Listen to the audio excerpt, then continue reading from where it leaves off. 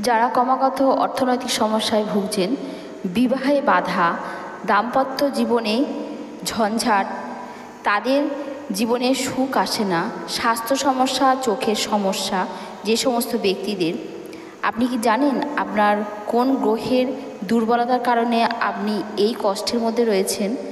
ভগবান শুক্র যাদের গ্রহচক্রের মধ্যে অত্যন্ত দুর্বল, সেই শুক্র আপনাকে এই কষ্টগুলো দিচ্ছে। তাই ছোট্ট একটি উপায়ে আপনার জন্মকুণ্ডলীর শুক্র গ্রহকে সবল করুন। তার জন্য আপনি ছোট্ট কাজটি করুন, প্রতি শুক্রবার সাদা রঙের জিনিস আপনি দান করুন, চাল, দুধ বা ক্ষীর বা দই। এছাড়া আপনি সাদা রঙের পোশাক পরুন এবং অভাবীদের সাদা রঙের জিনিস দান করুন।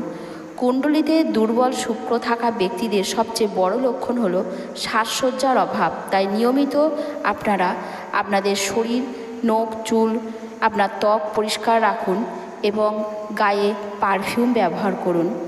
সুগন্ধি প্রচুর পরিমাণে ব্যবহার করুন, যার জন্যে আপনার শুক্র শক্তিশালী হয়ে উঠবে।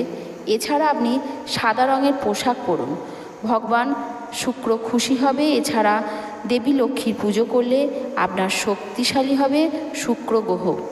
এছাড়া আপনি সুগন্ধি জলে, গোলাপ জলে চান করুন, আপনার যথেষ্ট উন্নতি হবে এবং শুক্র আপনার অত্যন্ত সবল হবে।